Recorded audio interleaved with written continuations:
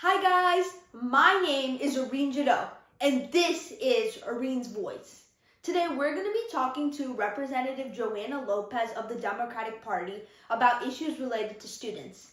Thank you and I hope you enjoy. Hi guys, today we're here with Representative Johanna López of the Democratic Party to talk about issues related to students. Thank you and I hope you enjoy. Hello Representative López, how are you? I'm doing great. Thank you for asking. How about yourself? I'm doing great. Are you ready for the first question? I'm going to try. Let's see. Okay. So, the first question I want to ask you about is one that I think is extremely important to parents and students alike: gun violence. The news of school shootings sends a wave of fear throughout parents and students. So, what do you believe we need to do about this issue? Number one, we have to be very vocal in Tallahassee. I think that every single time we have bills that are filed just trying to reduce the age to have a firearm, or maybe be more flexible in getting firearm without permits, without background checks. I think that we have to be on top of that. We have to follow up every bill that is filing related to firearms, so we can send emails to our legislators so we can be there and speak up, and also talk to our legislators that are representing us, and let them know that you do not agree and the reasons why you do not agree on that type of bills. And also, I think that educating our communities, by providing data, for example, what happened when we don't have certain safety measures or procedures to acquire a firearm, or the consequences of getting a firearm. I think that is extremely important, to not only to educate our parents, but also our children also needs to. And I think that this is not a political issue. I think that we have to be clear that this is a community issue, this is a safety issue, and that our parents and our children needs to be safe away from firearms, and having discussions about ways of being more safe in our school system without putting firearms in teachers or putting firearms in minors in our communities. I think that the conversation is needed, and I highly appreciate all the groups that are going to Tallahassee every year looking for those bills to stop them to keep passing through committees, so we don't have it in the floor and at the end as a law. I understand. Now, the next issue I want to ask you about is the teacher shortage. Now, as I know, you have served as a teacher before, so I understand this issue must be very important to you. According to the Annenberg Institute at Brown University, there's close to 36,000 vacant positions in public schools. What do you think we need to do to solve this? Number one is the stereotype on the teaching position. I think that teachers are the most important professionals that we have in the nation, and even in the world. I think that the teachers shape all the other professions in the world. Our teachers shape doctors, engineers, and we have to respect them by giving them the right salary. And I think that not only salary, but also exemptions when they want to buy a house, for example. Affordable housing is also another challenge that our teachers are having right now here in Orange County Public Schools. They need to, they work in a certain school, but they have to live 1 hour away so they can afford the rent or afford the house that they buy, and it's sad. I think that we have to work on that. Also work in exemptions in other things, like maybe a car.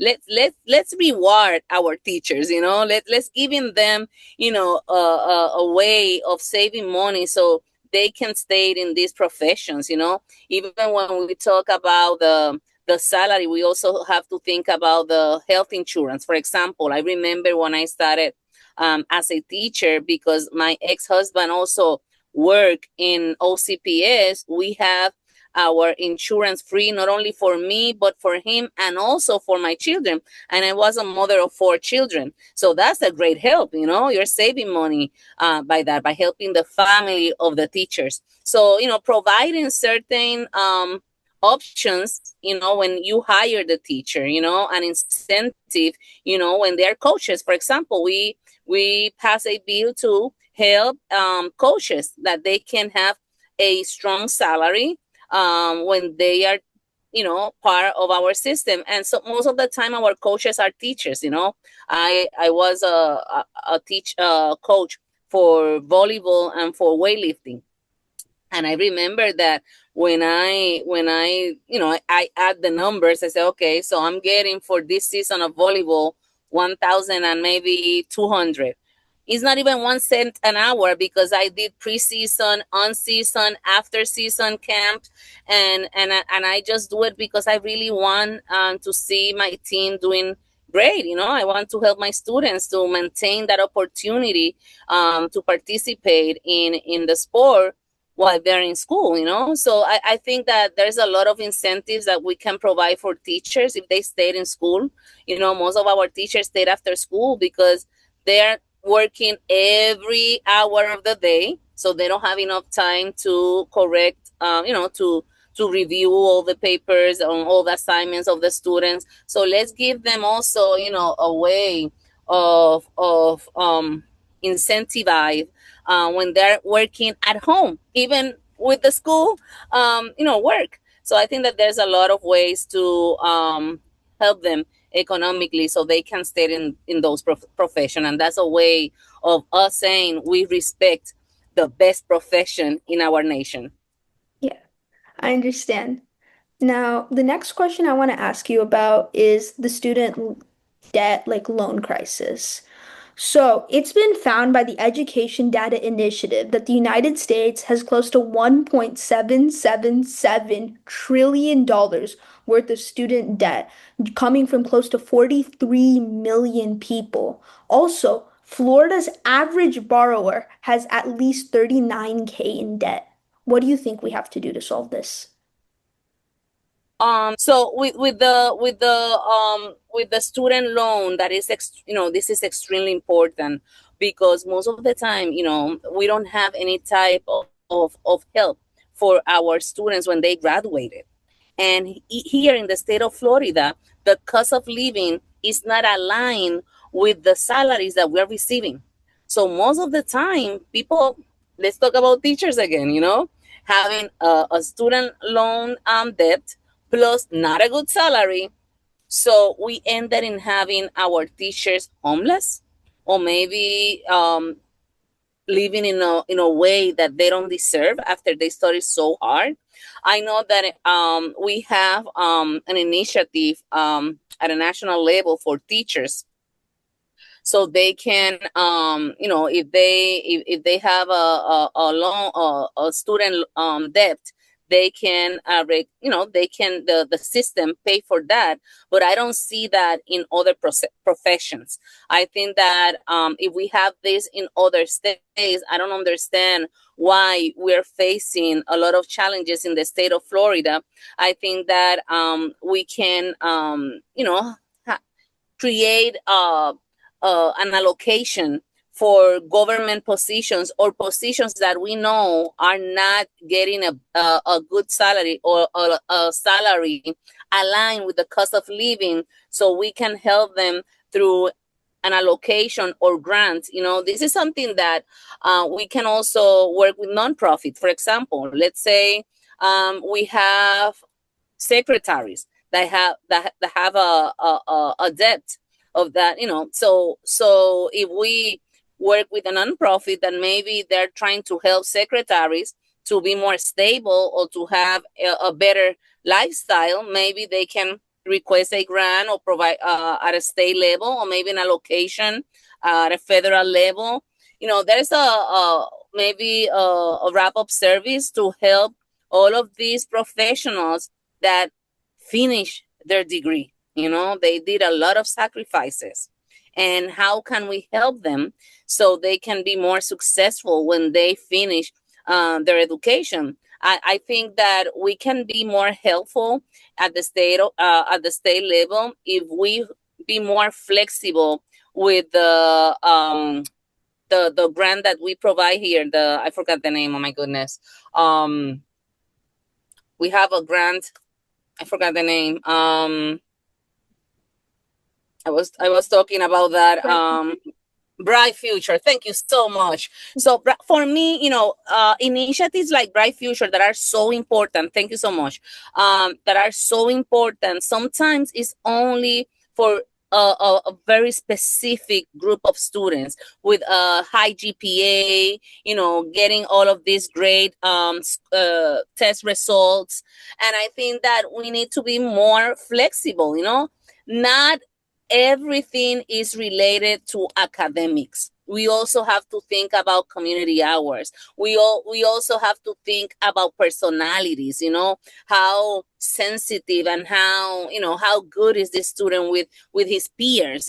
There's so many other qualities in a human being, and we only focus in these test results and these grades. When we have students that get very anxious during the test, and even though they're extremely smart, they never pass the test. So what are the options for these students? Are we providing maybe projects, or maybe sometimes we have these studies or research papers, so we can provide at least scholarships through the year, so they can we can help them in not having that huge debt in the post-secondary education. I think that we have to be more creative and more innovative and in how to support not only the students that are doing great in the school system, but also the students that have the potential to be successful. I think that sometimes, we have great students. They just need self-esteem. How can we lift that student to feel welcome, to feel value, and see all of our students have something to offer. We cannot expect straight A students so they can or this high GPA. We don't know what they're going through, and I think that is extremely important that we pay attention to other qualities in our students so they can get economical opportunities in the post-secondary education, and they don't have to end with this huge debt at the end. I understand. Now, the next thing I want to ask you about is the literacy issue going on in America.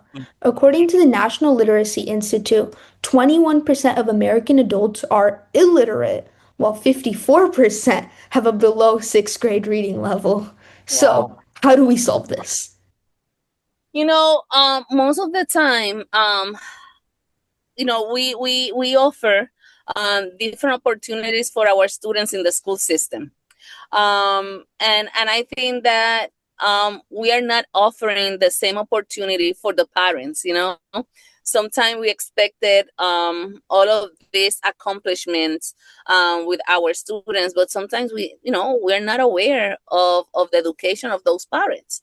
And I think that we can provide, even in our schools, these opportunities to parents. For example, helping the parents to get GED if they didn't finish the high school diploma. How can we pay and help them to get GED so they can have the high school diploma, and they will be more able to help their children in elementary school, in middle school, even in high school, and if we provide this environment in the school system, if they have siblings, if they have other children, and they don't have to be concerned in, okay, what I cannot take this, training or this opportunity because I don't have anybody to take care of my children. But if you're in the school and we create this environment of other teachers, and then an incentive for the teacher, and we're going to have the children of these parents that are here in our school, so we can help the parents to get the GED. I think literacy is something that we don't speak a lot about it. It is extremely sad when I visit several times the juvenile detention center, and even the jails, and the literacy in these institutions is extremely high. When we have students in the juvenile detention center, most of the time they ended in jail at the end, and sometimes, the house where they had been raised, and the family members, they have the same challenges, and become a cycle. And how can we approach that? And I think that community, most of the time when we see our community centers are in areas that we have the most vulnerable communities, that most of the times are also the communities that need more help in literacy, and I think that those spaces can also be used to provide free literacy opportunities through grants, through local grants, with the commission, with the city.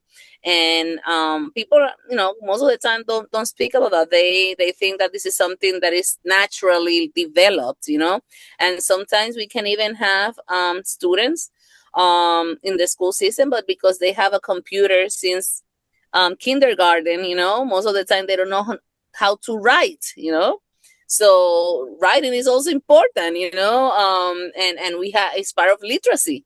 I think that we need to go a little bit, analyzing our past, and even though we have to embrace all of these advancements of technology and be appreciative of having that, I think that we also have to value the traditional ways of writing, of reading a book with your children, with to your grandmother that maybe is starting having dementia, and she needs that person close to her, needs to hear. And I think that we have to continue to value and practice the good memories of our past as well, so we can help in other ways all of this sad data about the lack of literacy here in the United States. I think that we can do more, and I think that is a great idea, even to go and talk to clubs to see how can they provide these community hours. This is another way, of providing community hours. Just go to hospice, and teach and read and try to write, and engage the students with also with the elderly. When we talk about literacy, we can also talk about how to use a computer. Most of the time our grandparents, they don't know how to use the computer, not even the smartphone. Maybe that type of interaction with our new generation, I know will be productive, and both of them I'm gonna learn from each other. Mm-hmm. I understand. Now, what advice would you give to students interested in public service? Be yourself and be engaged.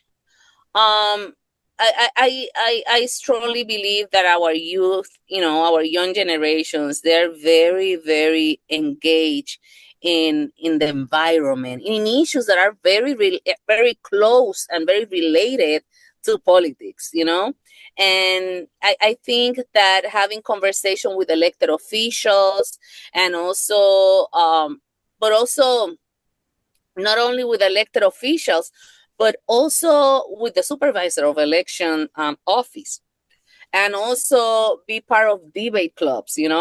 There's certain things that are going to help our students to also being engaged. Read the news, be updated.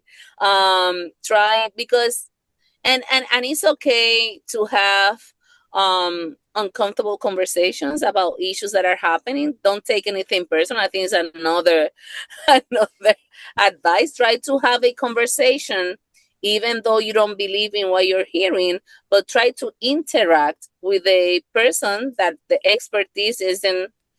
Let's say you believe in public education, and you have somebody that said, no, I don't believe in public education, so try to have that conversation so they can, interact in a way that they can say, this is the positive aspects and those are the negative aspects.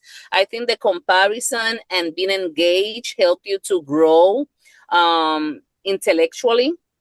And it's not the same when you read from a book than when you go to Tallahassee, than when you go and visit your mayor, at a local race, and now we have ways of being on the floor through the internet. You can see us on the floor when we are having debates around certain bills, or talking during committees. You can participate virtually or in person in Tallahassee. You can go to the floor, you can be recognized in the floor. You went to my office, and we take pictures of you in my seat, so you can have that experience and say, you know what, this is something that I can do definitely. I have these ideas, and try to learn, how to file a bill. It's not that hard. Is identify a problem or a loophole in the law, and what are the options that you see in your mind, as a visionary of this, in during this time. So I think that is being and be yourself, being engaged, visit the Florida House or the Senate virtually or in person, or your local government. Send emails, and being updated. I think that, it's extremely important that that we are just humans like you, and that one day you can be in our seats. You can be the governor, the president of the United States. I understand. Now, finally, I have to ask you, what is your favorite sport to watch? Oh my God. I used to love watch volleyball, and when I was in Puerto Rico, and more than nothing, like that's my number one sport because I play volleyball for so many years. But when my daughter, my oldest daughter, started soccer, I fall in love with soccer, because it was like very engaging, Look at her, running after that ball, it was like I felt my heart feel a different way. And I really enjoy, watching soccer, interesting. But yes, but yeah, I think that number one was volleyball. Then my mind changed when I came here to the United States, when I saw my daughter playing soccer. And I think that part of our culture here in the United States, we watch the football games because everybody's watching football games. I think not because I enjoy it, but maybe it's the time to engage with family, friends, connecting, and talking while we're watching, and eating. I think that's something like culturally I think I acquired that because I'm living here in the United States. Yeah.